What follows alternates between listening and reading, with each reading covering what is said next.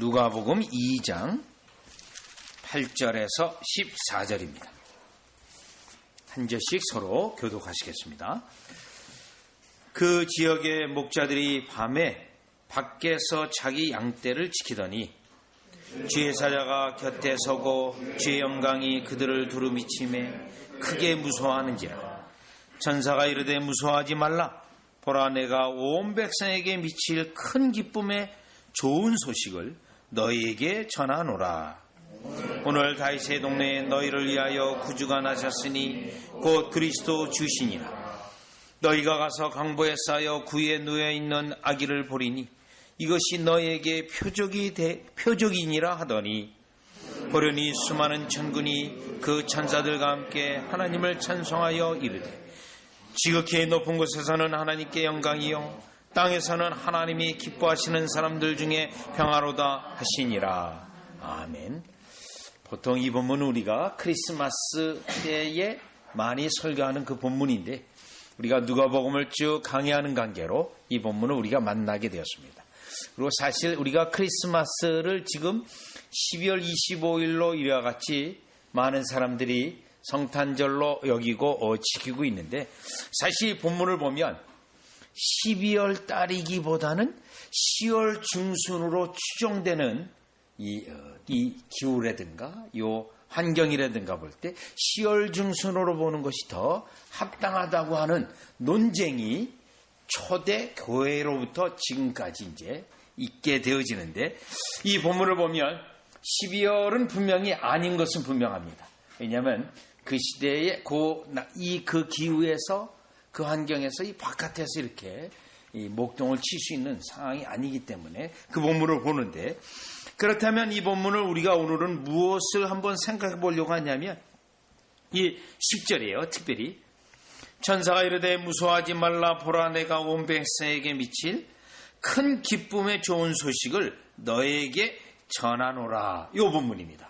여기 큰 기쁨의 좋은 소식. 여러분, 이 누가복음 2장까지 오기까지 누가복음 1장에서도 계속 천사들이 나타나서 기쁨 좋은 소식을 전해주었습니다. 그리고 예수님이 태어났고 누가복음 2장에 다시 천사들이 목자에게 기쁜 좋은 큰 기쁨의 좋은 소식이라고 됐습니다. 그래서 누가복음 1장과 2장 전체의 내용은 요 큰 기쁨의 좋은 소식이 천사들로 인하여 연속적으로, 그리고 성령의 계시로 인하여 연속적으로 여기까지 오는 본문입니다. 그래서 이 본문을 우리가 오늘날 해석할 때 가장 이 본문에서 핵심 구절은 큰 기쁨의 좋은 소식입니다. 그러면 큰 기쁨의 좋은 소식인데요, 과연 모든 사람에게 예수님의 탄생의 이 소식이 큰 기쁨의 좋은 소식일까요? 이 본문을 주의 깊게 보고 마태복음 2장을 보면 예수님의 탄생의 소식은 모든 사람에게 큰 기쁨의 좋은 소식이 아니라는 겁니다. 그렇다면 이 본문에서 큰 기쁨의 좋은 소식은 어떤 의미를 가지고 있냐면, 일단 여러분 우리가 마태복음 한번 2장을 가보시면, 누가복음 2장에 손가락을 끼워두고 마태복음 2장에 가보시면 2장 3절입니다. 2장 3절에 보면 예수님의 탄생 소식을 알게 되는데, 동방박사를 통해 알게 되는데, 물론 이것은 예수님의 탄생 후 약 한 2년 정도 지난 것으로 우리가 추정을 합니다.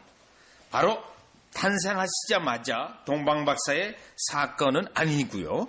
2장 3절에 보면 탄생하자마자의 사건은 누가복음 2장이고요. 2장 3절을 보면 헤롯 왕과 온 예루살렘이 듣고 소동한지라. 여러분, 예수님의 탄생 소식, 물론 시간은 좀 흘러갔지만 그 소식을 듣고 이들은 어땠습니까? 큰 기쁨의 좋은 소식이었나요? 그렇지 않습니다. 이 헤롯 왕이 가장 당황스러워했습니다. 그리고요, 온 예루살렘이 듣고 소동했습니다. 소동했다고 하는 것은 당황해서 어쩔 줄 몰라 하는 그러한 내용입니다. 즉 그들에게 큰 기쁨의 좋은 소식이 아니었다는 겁니다. 그 다음에 4절을 보시면 왕이 모든 대제사장과 백성의 서기관들을 모아 그리스도가 어디서 나겠느냐 물으니 5절이요. 이르되 유다 베들레헴이 오니 이는 선지자로 이렇게 기록된 바 또 유대 땅 베들레헴아 너는 유대 고을 중에서 가장 작지 아니하도다. 내게서 한 다스리는 자가 나와서 내 백성 이스라엘의 목자가 되리라 하였음이니이다. 여러분 요 4절에 보면 제사장 서기관들입니다. 성경에 능한 사람들입니다. 성경에 능한 사람들이 예수님의 탄생에 대한 소식을 들었을 때 이와 같이 지난주에 살펴본 본문까지도 기억하면서 예수님이 유다의 베들레헴에 날 것을 그들이 연결하여 설명했습니다. 그러나 이들이 큰 기쁨의 좋은 소식이었나요? 이들에게도 여전히 큰 기쁨의 좋은 소식은 아니었습니다. 지식은 있었고 자기가 알고 있는 지식을 증명할 수 있는 기회는 되었을지언정 예수님이 우리에게 오셨다, 하나님의 계획 속에서 보내주셨다, 너무너무 기뻐서 내가 이제 그 예수님을 찾아 경배하겠습니다라고 그 유다 베들레헴 땅을 그들이 찾아갔다거나 그곳에 그들로 열심히 달려가고자 하는 그러한 것은 전혀 없었습니다. 그렇다면 여러분 다시금 누가복음 2장으로 돌아오셔서 지금 분명히 천사가 말하는데 큰 기쁨의 좋은 소식은 누구에게나 다 큰 기쁨의 좋은 소식은 아니고 특정한 자에게 큰 기쁨의 좋은 소식이 된다라는 것을 우리는 누가복음 2장에서 알아볼 수 있는데 그렇다면 이 누가복음 2장에 이 큰 기쁨의 좋은 소식은 누구에게 큰 기쁨의 좋은 소식이 되는지 살펴보아야 되는데 첫 번째로 보시면 8절입니다. 8절에 보니 그 지역의 목자들이 밤에 밖에서 자기 양떼를 지키더니 그 지역이라고 되어 있습니다. 목자들이라고 되어 있습니다. 그런데 9절입니다. 주의 사자가 곁에 서고 주의 영광이 그들을 두루 비치매 크게 무서워하는지라. 여러분 이 목자에게는 분명히 큰 기쁨의 소식이 되어지는데 그들이 밤새 양을 치고 그들이 부지런하고 그들의 양치는 일에 근면했기 때문에 이와 같이 계시를 받은 것은 아닙니다. 본문을 분명히 보면 2장 9절이요. 주의 영광이 그들을 두루 비치매 하나님이 그들에게 계시를 주고자 허락됨이 있고 선택이 있고 주의 영광을 그들에게 기꺼이 보여주기로 하나님의 작정함이 있었기 때문에 이 놀라운 소식을 그들이 받게 되었고 이 목자들은 큰 기쁨의 소식이 되었습니다. 그 다음에 13절을 보시면 호련히 수많은 천군들이 그 천사들과 함께 하나님을 찬송하여 이르되 지극히 높은 곳에서는 하나님께 영광이요 땅에서는 하나님이 기뻐하시는 사람들 중에 평화로도 하니라. 여러분이 13절 14절의 영광의 메시지입니다. 천사들이 찬양하는 그 찬양까지 이 목자들은 듣게 됩니다. 자, 그들에게는 이 큰 기쁨의 좋은 소식이 되는 이유는 하나님께서 그들에게 계시를 허락하셨고 이와 같이 영광을 두루 비춰주셨고 또한 그들에게 영적인 이해력과 영적인 눈을 열어주었기 때문에 예수님이 탄생하시는 그 소식은 큰 기쁨의 좋은 소식이 될 수 있다는 것입니다.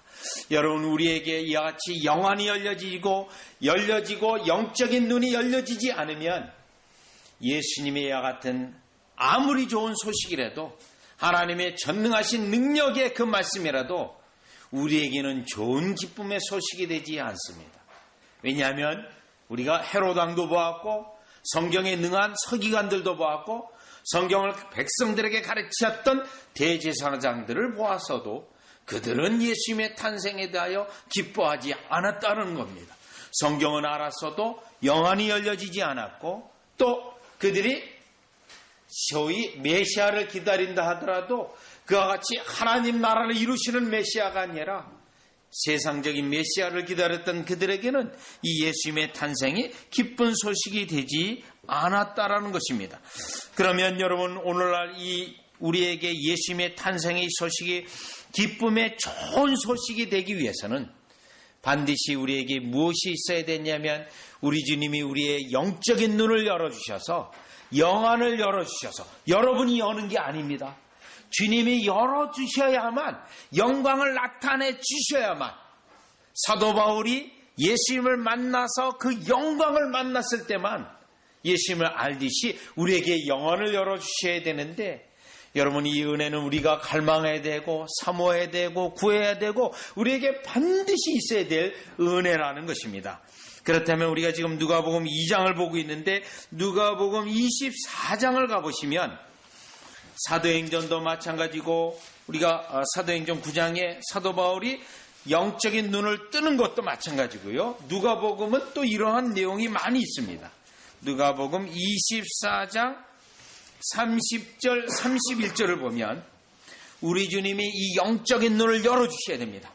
여러분 성경을 지식적으로 아는 것과 영안이 열려져서 아는 것과는 완전 다른 겁니다. 지식적으로만 아는 것은 구원의 지식이 아니고 영적으로 열려져야만 구원의 지식이 되는데 30절 보시죠.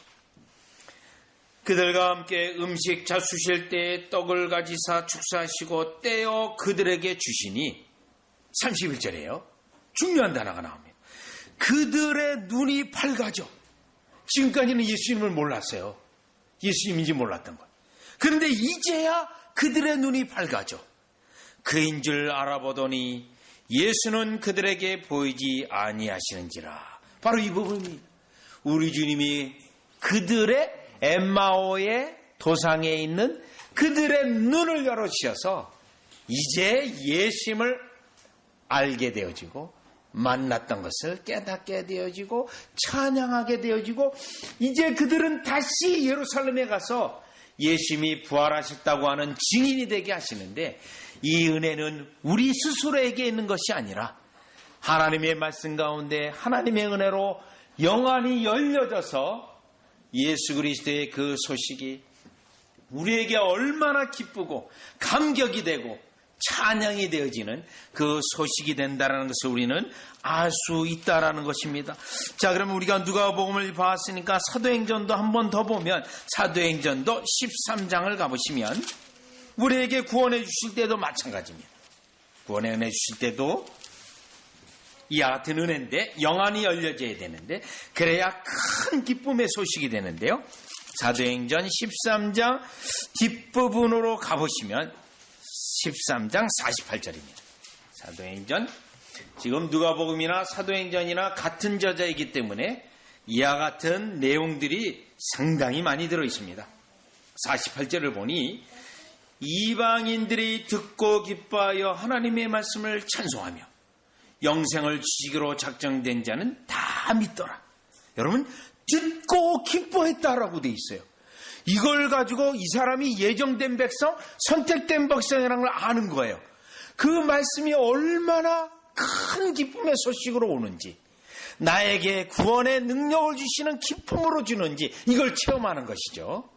자, 이러한 은혜가 우리의 구원의 은혜를 베푸시는 건데 우리에게 여러분에게 이미 있습니다. 또 없는 자들 우리 때때로 보게 됩니다. 그래서 여러분이 때때로 같은 설교를 우리가 듣는데도 이 설교가 뭐지? 전혀 이해가 안 되네. 그러기도 하고 때때로 하나님의 은혜로 이와 같이 구원의 들음이라든가 영안이 열려진 사람들에게는 그 말씀이 꿀송이와 같이 되어지는데 이거는 우리가 지혜로워서가 아니고 하나님이 우리에게 은혜를 주시고 하나님이 우리에게 베푸시는 것이 얼마나 큰 것인가를 깨닫게 하시는 하나님의 일하시는 방식 때문에 오늘 누가복음 2장에 나와 있는 큰 기쁨의 좋은 소식은 누구에게나 다 되는 것이 아니라 하나님의 택하신 백성, 특별히 그들에게 영안을 열어주셔서 그 말씀이 꿀송이와 같이 달고 그 하나님의 일하시는 일이 나에게 실제적으로 체험되어지는 그 백성에게만, 그 사람들에게만 큰 기쁨의 좋은 소식이 된다는 것을 우리는 깨달아 볼 수가 있습니다. 자, 그러면 다시 본문으로 오셔서 두 번째 살펴볼 수 있는 것은 2장 12절입니다. 2장 12절인데요. 너희가 가서 강보에 쌓여 구유에 누워있는 아기를 보리니 이것이 너에게 표적이니라 하더니, 여러분, 이 두 번째 중요한 것은 이 본문에서 표적이라는 단어입니다. 표적이요. 네, 사인이라고 하는 영어로도 우리가 표현하기도 하는데, 자, 그러면 이 목자들이 이 예수님이 하나님이 보내신 메시아로서 태어난 것을 그대로 알 수 있도록, 판단할 수 있도록 표적을 하나 주셨는데, 그것은 구유에 누워있는 아기입니다. 여러분, 이 표적은 구유에 누워있는 아기, 그 특별한 이적이라든가 큰 기적이라든가 사람들이 놀랄만한 그런 것이 전혀 아닙니다. 보통 우리가 사인 앤 원더스라고 하거든요. 이적과 표적이라는 단어를 쓰는데, 그런데 이 아이가 누워있는 모습은 어마어마한 기적으로 보이는 기적이 아닙니다. 그렇잖아요. 그냥 구유에 누워있잖아요. 아이. 또 구유에 누워있는 자체가 이야 놀랄마다 이 구유가 금으로 되어 있는데 금이 아이가 있는 것도 아니고요. 그냥 구유거든요. 근데 그것이 표적이라고 합니다. 이 말씀 우리에게 왜 중요하냐면, 오늘도 여전히 때때로 교회 속에서 표적과 이적 중심의 교회가 있어요. 여러분, 표적과 이적을 우리가 부정하는 것은 아닙니다. 그런데 하나님의 말씀을 버려두고 그거를 2차적인 것으로 두고 표적과 이적을 구하는 그러한 잘못된 기독교 영성운동이 굉장히 많이 있습니다. 로마 카톨릭에도 있습니다. 때때로 한 30년 전이죠. 대치동 성당에 베델 성경 공부하는데 갑자기 십자가 같은 어떤 선 같은 것이 나타나서 이야! 거기가 성지가 되기도 하고, 또 최근에는 금이빨 지폐 같은 것도 있지 않습니까? 그냥 이 아말그램이 금이빨로 바뀌고, 또 금가루 같은 지폐가 있는데, 여러분, 이와 같은 표적만을 구하는 것은 예수님께서도 이 땅에 오셔서 음란한 자들이라고 말했고, 그 표적만을 구하는 자들은 하나님의 말씀을 믿지 않는 자들이라고 분명히 말하셨는데, 지금 이 12절을 다시 한번 보시면 이 큰 기쁨의 소식은 왜 큰 기쁨의 소식이 되냐면, 12절이요. 너희가 가서 강보에 쌓여 구유에 누워있는 아기를 보리니 이것이 너에게 표적이니라. 지금까지 하나님이 천사들을 통해 말씀하신 그 말씀이 여러분 뭐죠? 진짜라는 것을 확인할 수 있도록 주시는 표적이기 때문에 기뻐할 수 있다는 겁니다. 여러분, 이것은 누구에게나 다 표적이 되는 것은 아닙니다.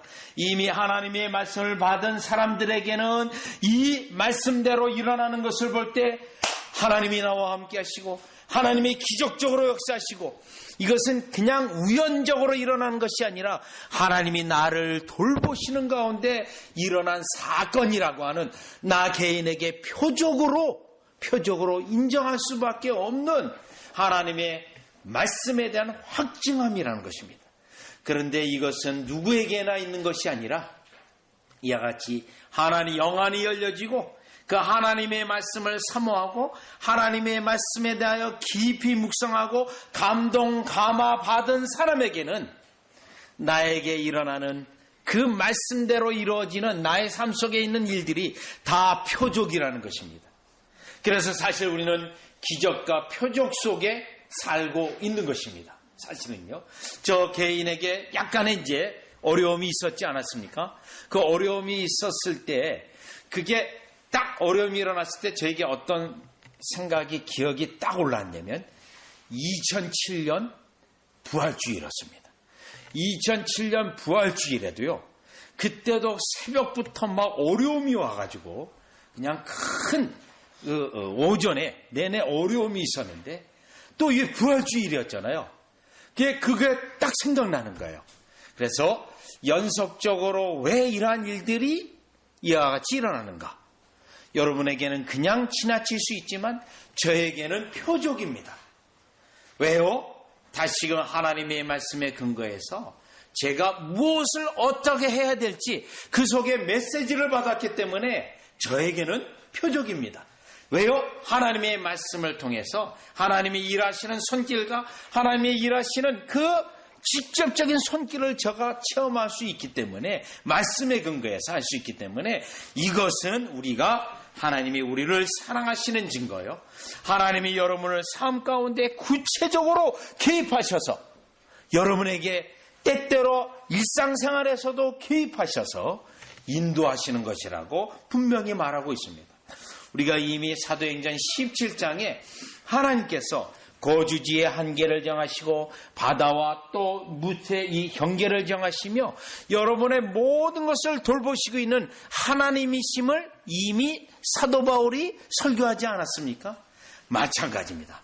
이 본문도 영안이 열리고 하나님의 말씀에 이와 같이 나에게 큰 기쁨을 주는 그러한 영적인 하나님의 백성이라 한다면 그 말씀에 근거해서 하나님이 여러분에게 직접 이끌어서 해주시는 일들을 다 체험하고 고백하고 그 하나님을 이론적인 하나님이 아니라 나의 삶 속에 구체적으로 적용해서 하나님을 예배하고 하나님을 따르고 또 삶 가운데 하나님의 손길을 인정하고 살아갈 수 있는 우리가 된다라는 것입니다. 그러한 사람에게는 오늘 본문에 있는 것처럼 10절에 있는 것처럼 큰 기쁨의 좋은 소식입니다. 그래서 우리 주님이 여러분 가운데 삶 가운데 행할 때마다 그때마다 큰 기쁨의 좋은 소식이에요. 지금 하나님이 나와 함께 하시는 확실한 증거지 않습니까? 지금 하나님이 여러분을 바른 길로 이끄시고 있는 증거이지 않습니까? 그러니 기뻐할 수밖에 없고 그러니 나 혼자가 아니라 여러분 삶 바로 옆에 계신 하나님을 찬양할 수밖에 없기 때문에 큰 기쁨의 소식이라는 것입니다. 자, 그러면 다시 누가복음 2장으로 오셔서 세 번째 살펴볼 수 있는 것은 세 번째입니다. 세 번째 보시면 13절, 14절인데요. 이 큰 기쁨의 좋은 소식은 누구에게나가 아닙니다. 이와 같이 영안이 열려지고 그 말씀의 원리에 따라 살아가는 자에게고요. 세 번째는요. 호련히 수많은 천군이 그 천사들과 함께 하나님을 찬송하며 이르되 지극히 높은 곳에서는 하나님께 영광이요 땅에서는 하나님이 기뻐하시는 사람들 중에 여기입니다. 큰 기쁨의 소식은 누구에게나가 아니고 하나님이 기뻐하시는 사람들입니다. 하나님이 기뻐하시는 사람들이라고 되어 있습니다. 쉽게 표현한다면 하나님이 선택한 사람들에게만 큰 기쁨의 소식이 되는 겁니다. 그러면 여러분 여기에 하나님이 기뻐하시는 사람들, 이 사람들은 실제로 예수님의 탄생의 소식이 어떻게 해서 기뻐하게 되냐면 마가복음 2장 17절하고 연결해 보면 예수님 안에 구원의 은혜가 있고 죄용서함의 은혜가 있고 예수님 안에 나의 모든 더러움을 덮을 수 있는 은혜가 있고 의로움이 있고 그것을 아는 자는 깨닫는 자는 이 예수님이 이 땅에 하나님께서 보내주신 이 사건이 얼마나 큰 기쁨의 소식인지 아는 것입니다. 그런데 이 은혜는 누구에게나 다 주는 것이 아닙니다. 하나님이 기뻐하시는 자, 여러분이 내가 하나님 앞에 충성했다고 해서 주는 게 아닙니다. 하나님이 자신이 선택한 대로 자신의 주권의 은혜로 그들에게 주는 거예요. 그래서 내가 구원받았다고 내가 이렇게 해서 봉쇄했기 때문에 구원받았다고 하는 말을 할 수가 없는 거예요. 또 우리 하나님이 내가 예수님 믿은 다음에 잘 하나님을 섬길 걸 알고 선택한 것도 아닙니다. 하나님의 일방적인 큰 은혜입니다. 그 은혜를 진정 비로소 깨닫는 자는 이와 같이 예수님이 우리에게 왜 보내주셨고 예수님을 통해서 우리가 얻는 은덕들이 얼마나 큰 것인가를 아는 건데 그 사람은 14절에 있는 대로 결국은 하나님이 기뻐하시는 사람들이라는 거예요. 그래서 여러분 우리 성도들 가운데 구원의 은혜가 있습니다. 그러면 우리가 왜 성도를 사랑하냐 하면 하나님이 기뻐했기 때문에 그 은혜를 주셨어요. 그렇기 때문에 내가 그를 사랑해야 되는 거예요. 하나님이 이를 귀히 여기고 소중히 여겨요. 그러니까 내가 그를 사랑해야 되는 거예요. 사랑이요. 자, 그거는 여기 주인이 주격이 누구냐면 하나님이 기뻐하시는 사람들 중이라는 단어입니다. 그렇다면 여러분이 이 14절을 보면서 그러면 모든 사람이 다 이 큰 기쁨의 좋은 소식으로 받지 않는 이유는 무엇일까요? 가장 신약 성경에서의 문제는 예수 그리스도를 믿다가 교회 생활을 하다가 예수님 때문에 환난과 고난과 어려움이 왔을 때 다 떨어져 나가는 자들입니다. 그게 이제 히브리서 2장 1절에 나와 있고 또 베드로 후서 2장 그리고 유다서에 나와 있는 교회적 상황인데, 자, 이들은 예수님을 믿는다고 다 교회를 다녔어요. 예수님 때문에 환난과 어려움이 옵니다. 그때 예수님을 포기합니다. 그 예수님을 그때 그들이 포기하는 이유가 무엇일까요? 예수님의 소중함과 귀중함과 예수님의 절대적인 필요성까지 깨닫지 못하고 교회 다니다가 떨어져 나가는 거예요. 교회 나가요. 때때로 교회를 다닐 때 어려웠을 때 때때로 하나님께서 그 영혼에게 이 땅에 필요한 것들을 주시기도 합니다. 그런데 이 땅에 필요한 것들이 풍부하게 되니까 예수님을 멀리하는 경우도 많이 있습니다. 자, 이런 경우들은 예수님에 대한 절대적인 필요성까지 인식하지 못했던 그러한 이유들 때문에 이와 같이 되어집니다. 따라서 오늘 우리가 14절을 볼 때 하나님이 기뻐하시는 사람들 가운데서는 예수 그리스도의 이 탄생 소식이 너무 큰 기쁨의 소식인데, 이때 우리가 깨달아야 되는 것은 그 큰 기쁜 소식이 우리의 심령에는 어떠한 효과로 나타나냐면, 누가복음 7장을 가보시면 같은 누가복음이에요. 예수님에 대한 소중성, 귀중성에 대하여 본인이 어느 정도 내가 소중히 여기고 있는가, 이 부분을 보면 과연 예수님에 대한 기쁜 소식인지 아닌지 점검해 볼 수 있는데 37절입니다. 누가복음 7장 37절을 보시면 그 동네에 죄를 지은 한 여자가 있어 예수께서 바리새인의 집에 앉아 계심을 알고 향유 담은 옥합을 가지고 와서 예수의 뒤로 그 발 곁에 서서 울며 눈물로 그 발을 적시고 자기 머리털로 닦고 그 발에 입 맞추고 향유를 여기 향유를 다 부었습니다. 물론 이 부분은 진정한 회개에 나타나는 효과입니다. 그래서 자기의 아름다움을 자랑했던 머리털을 오히려 예수님의 이와 같이 발을 닦는 걸레로 사용했다는 거죠. 이와 같이 발수건으로 사용하고, 또 입 맞췄다는 것은 완전히 굴복했다는 것이고, 향유를 부었다는 것은 예수님의 소중성, 귀중성, 예수님에 대한 그 가치가 최고이기 때문에 그 향유를 그 여인이 부었다라는 것입니다.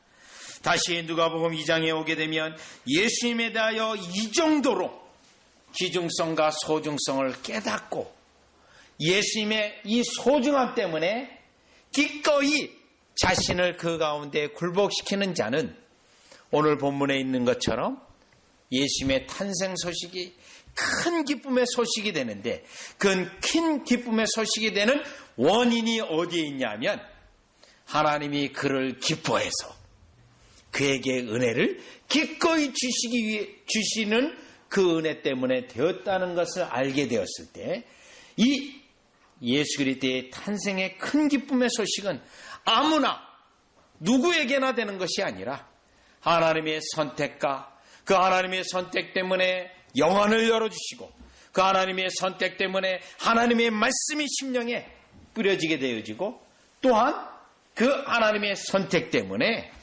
그리스도의 소중함과 귀중함을 깨닫는 자들에게만 이와 같이 예수 그리스도의 탄생의 소식은 큰 기쁨의 소식이 되어서 평생 예수님을 섬길 뿐만 아니라 그 예수님을 붙잡고 가는 저와 여러분이 되어지기를 주 예수 그리스도의 이름으로 축원합니다. 기도드리겠습니다.